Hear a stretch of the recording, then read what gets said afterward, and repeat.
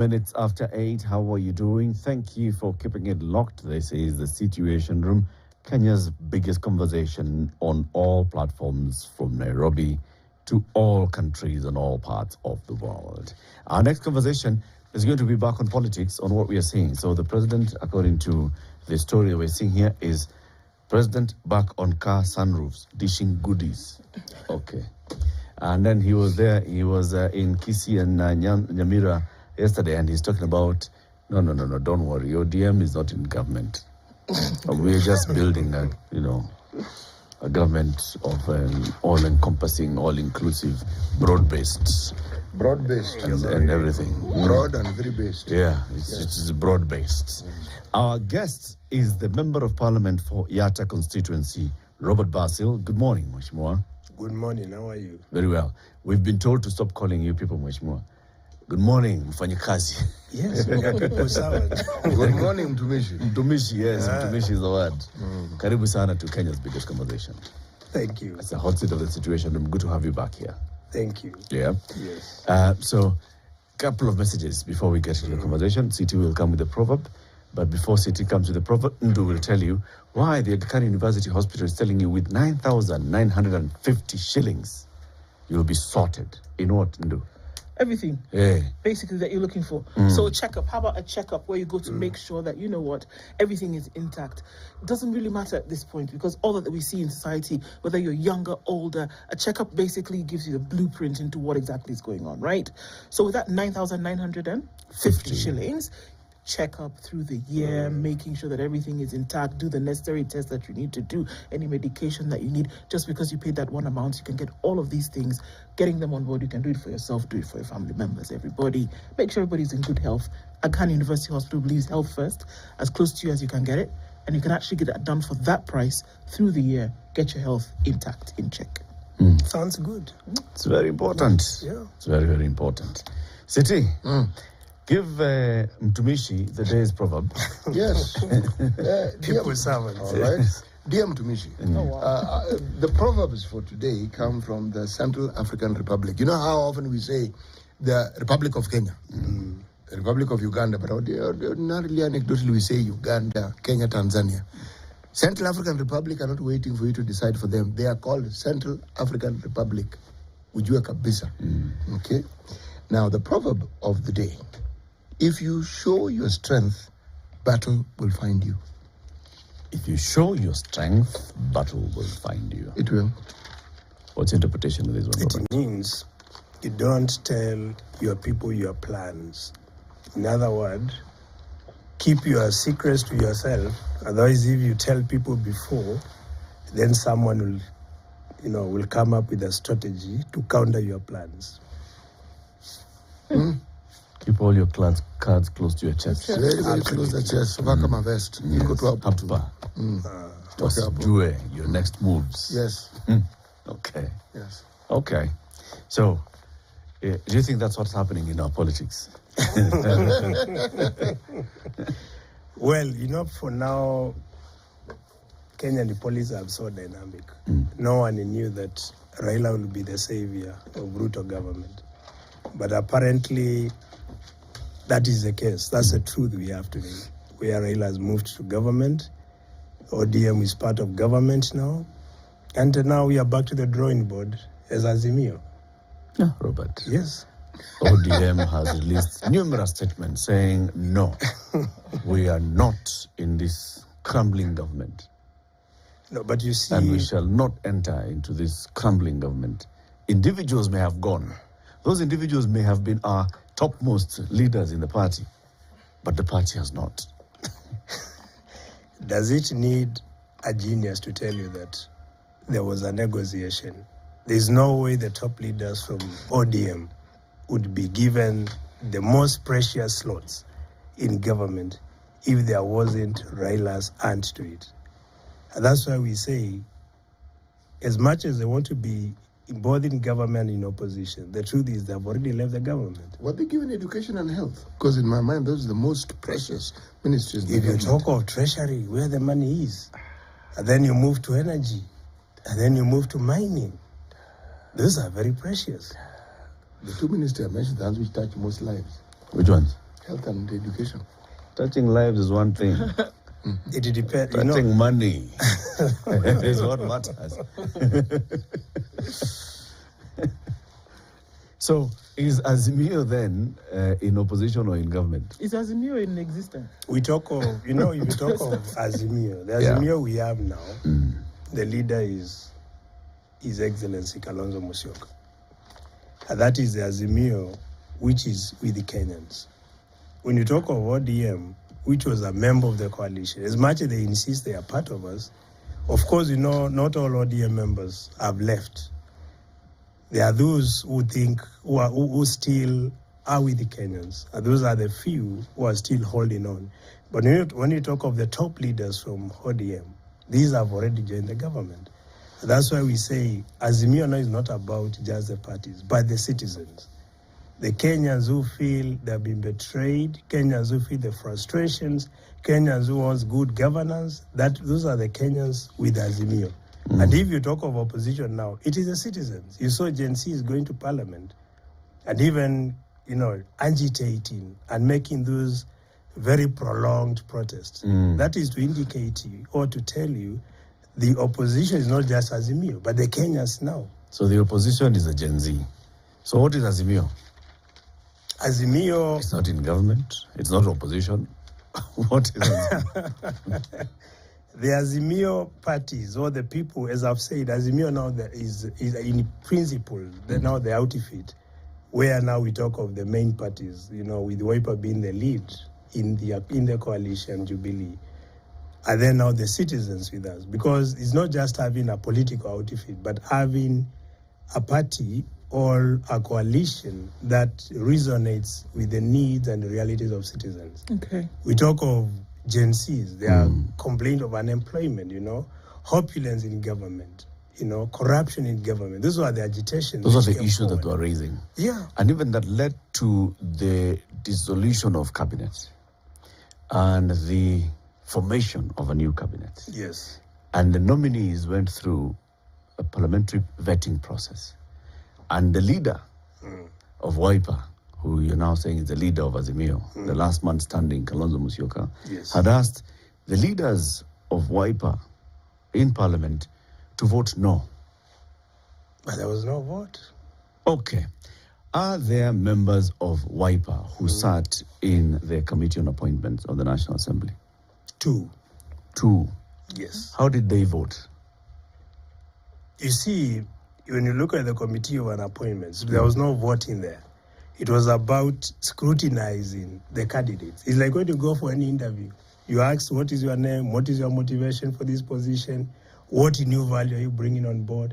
But as I said, initially... So the report that that committee presented to Parliament was unanimous. Approve 19, reject 1. Yes. So the Wiper members were part of the unanimous decision of the committee to approve the 19. Yes.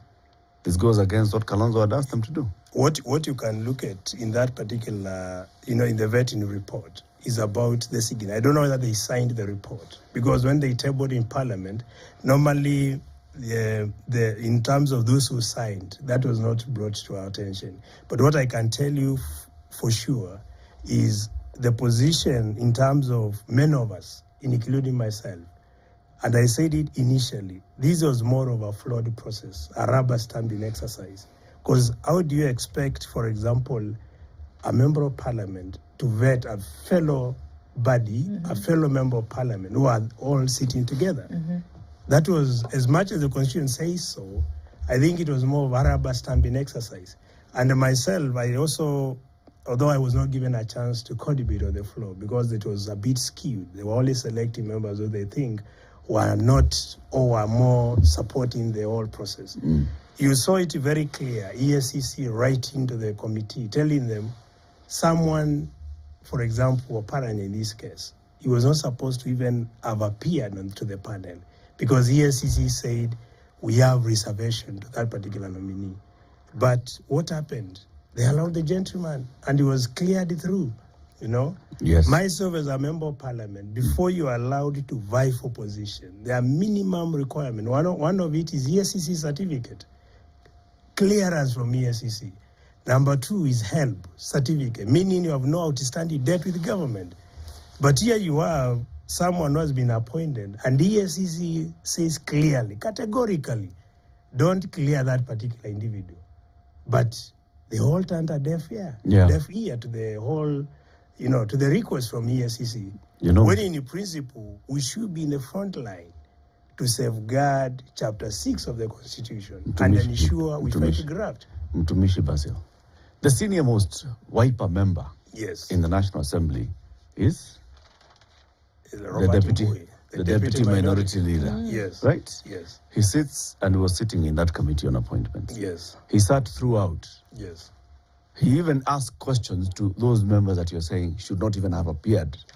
That tells you that Wiper was okay with the process. No, I don't think you can use that. The senior most Wiper leader in Parliament sitting in that committee and participating in the process tells you that Wiper has rubber stamped the process. What I would tell you, and I don't think is right to say that the senior most Wiper member of Parliament sanitize the process.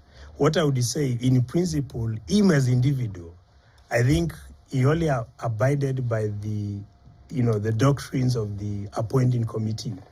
And that is where basically as a team member, you are supposed to, to participate in the process. But if I was him, I would have withdrawn my participation in the committee. So let me not speak for Honorable Robert Ibu in that matter. But personally, based on my conscience, I don't think I would have sat in that committee knowing very sure. For example, ESCC wrote it very clearly and they said this particular person should not be allowed even to participate, even to appear to the panel. So for those who participated, I think they did it based on their own volition. But let me not speak for them. So it's the same thing. For those who have joined government, ODM tells us, they did it on their own volition. Wiper is now telling us, for those that participated in this, what they now call flawed process of vetting, were doing it on their own volition. But they did not participate. Same language. They did not participate in the appointing committee as Wiper nominees. They participated as members of Parliament appointed to the vetting committee. For example, when I participate in the youth committee where I sit, I don't sit there to represent the interests of my party. I sit there to represent, one, the interests of citizens, that's the Kenyan citizens, and also to play my role as a people's representative in the August House. I'm sorry, but there's a principle. You go in there on a certain principle, and that's the principle that brings you here as members of Wiper. When members of Wiper sat and said, you know what, we are not going to sanction this nonsense that we're seeing going on, and the party leader of Wiper says, in fact, my advice to my members who are in that parliament is to vote no. Vote no. And you know what should and have happened? The leader of the troops of Wiper is the Honorable Robert Boy, the minority leader, deputy minority leader in the House. Yes. He goes and sits in the committee throughout. When a committee report comes out, it's unanimous, which means that he was okay with it. Let me first... So it means Wiper was just telling us... Let me first make publicly, a clarity. Wiper is telling us one thing, but in reality, Wiper is doing the exact opposite. Let me clarify something. When our party leader said, we vote no, he meant in a situation where there is division in Parliament. Division is where we object. And that's where when you have numbers. So when you have numbers and you go to the voting process, like we did for the finance bill, in such a case, the Wiper leader, our leader, said we vote no.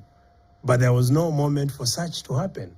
So sitting in the vetting process is completely different from the voting itself, because voting is generated when there is division in Parliament.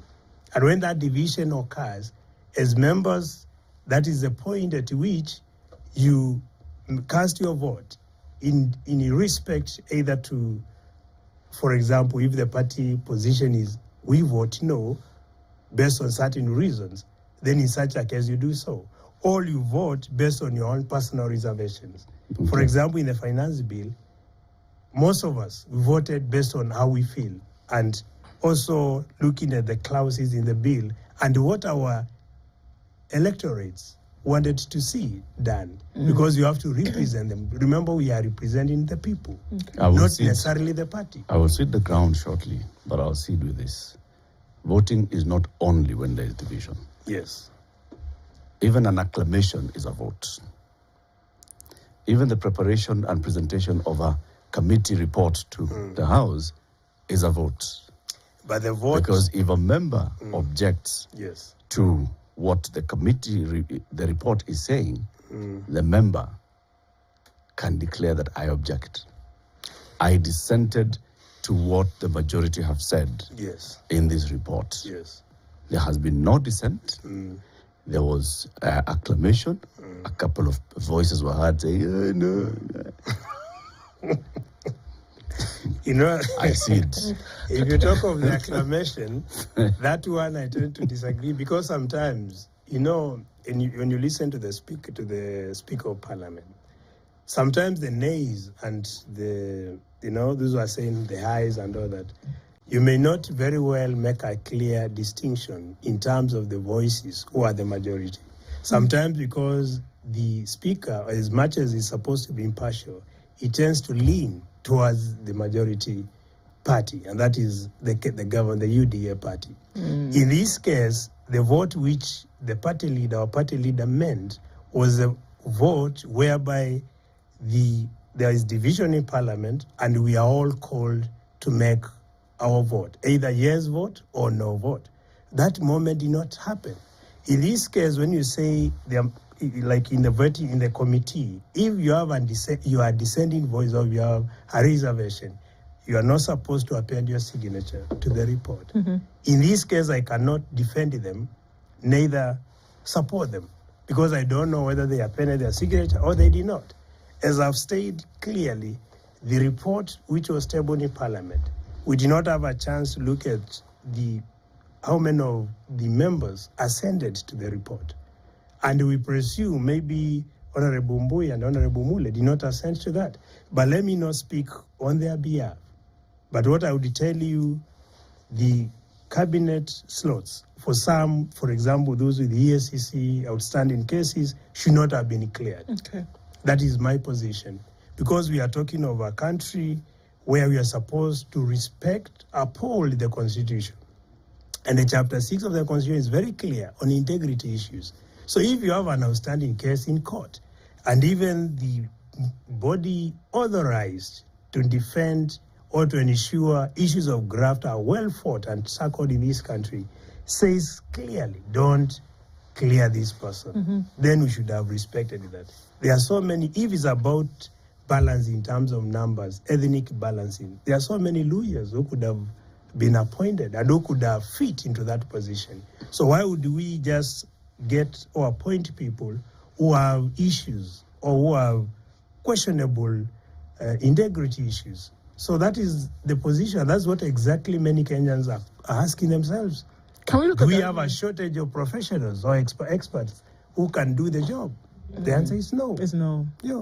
Let's look at Azimio as a coalition. Yes. And the parties that are left, we know that, not Kenya wanted to withdraw, or rather actually did withdraw its membership in Azimio. ODM says it's still a member of Azimio. Wiper is obviously there and a few others here. What does that mean for the stature of the coalition? Because, I mean, call it what you want to call it, but ODM is part of government now. Can you straddle both sides? ODM part of government, ODM part of the coalition? What exactly is happening with the coalition? And is it really firmly in a place of opposition today?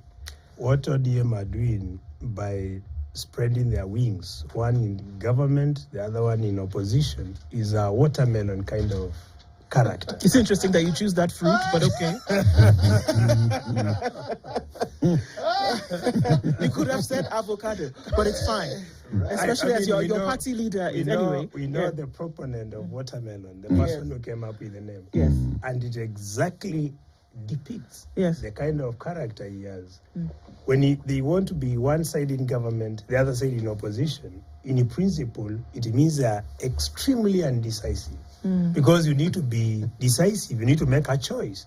Either you are with the Kenyans or you are with the Kenya Kwanza government. Oh, this is interesting that you say that, because what you're saying now is Azimio is either you're with Kenyans or you're with government. So there's a split. That's what you're saying. And Azimio is on the side of people. Now what is happening, they are pretending to be with the citizens at the same time to be the government. And you can't have both. You have to choose one. And that's why I say that. But they already have both. I mean, currently they have. You're saying they can't have both, and that's exactly what they have. Let me ask you a question. Yes. How do you expect ODM, yes, who claim to be in opposition, to meaningfully deal or oppose issues or even correct government on matters that are pertinent to Kenyans? The answer is no. Because remember Opiyo Wandayi now, who used to be a very strong opposition leader. Remember, he was a minority leader. Today is the Minister for Energy. How do you expect the Azimio, I mean ODM for that matter, to meaningfully even question their former and their current colleague? Because he has not departed from the party. He says he has, but in principle, that's more superficial departure. But the interior, if you look at the DNA, is it still an ODM member? If I were to answer and it's being directly, proposed to the ODM? I would say if within the ODM, unless this is a charade that we're being entertained with, yes, the governor of Siaya, who is a member of the ODM, has been absolutely critical, yes, of what ODM has done. And he has spoken and spoken and spoken. Now, I actually do not see what the big issue is about. I honestly don't. Because in an early hour when you look in the newspapers, I mentioned it. This is part of the political culture that you, politicians, have forced down our throats as Kenyans. It didn't start with this parliament. 1997, 1998, and if you look at all the activities that took place then, this is just a modern day replication of it. When you talk about the government of national unity, that's what we called it then in 2006. Now we're calling it a broad-based government. Same thing. If you look at the details, there's really not much of a difference. Let me tell you. If you talk about people who have a record that should not allow them anywhere near a public office, it's not the first time we're seeing it. We've seen lists being provided by the Excellent Anti-Corruption. And the people calmly sail in and they go in and they're given appointments. We're not seeing anything that hasn't been done before. And these things, the people who are supposed to be the check and balance has always been Parliament. The Parliament that you're in. And that Parliament has failed resoundingly in being the buffer that we expect them to be. So, voila, as my colleague Ndu would say, here we are, looking at yet another turn of events where our political class are doing what they do best. And we are observing. What you're right about, you said, this time around they're not getting away with it because we have an opposition. And that movement is called the Gen Z. It's not yet a political party. Citizens. Yes, exactly. Tumishi, let me ask you a question quickly. I know everyone's going to break, but what if Kalonzo Musyoka had been asked or been given an opportunity for one of these positions? I think... and he accepted. And he accepted. I don't want to speak on his behalf, but what I would say categorically, people used to doubt the strength of the character of His Excellency Kalonzo Musyoka. And now it's very clear, he's one of the very principled politicians we have. And why would I say so? He was already offered this position you're talking about. And he refused, declined. But he turned it down. Okay. Why did he do so? It's because Kenyans and Gen Zs, the agitation they had was not about positions. It was not about broad-based government. There was no disunity in government. What they were agitating for is, one, end to opulence, arrogance in government, state officers, issues of graft within government, and also elements to do with tribalism when it comes to delivery of services. Those are the most critical issues that meant Gen Zs and Kenyans, millennials and others, to join the protest. Which were you saying that you can use the word integrity with reference to political leaders in this country. Is it really possible? And I'm being broad-based here. Let's broad-basely take a break. Okay, yes. It's 27 minutes to 9. Our guest this morning is Mtumishi Robert Basil. He's a member of Parliament for Yatta constituency. We are looking at what's happening in the country, the politics of the country, what's going on, the broad-based government formation, the call for greater accountability and better service from government by citizens of Kenya. These are the conversations that need to continue happening in the country. This is the Situation Room. The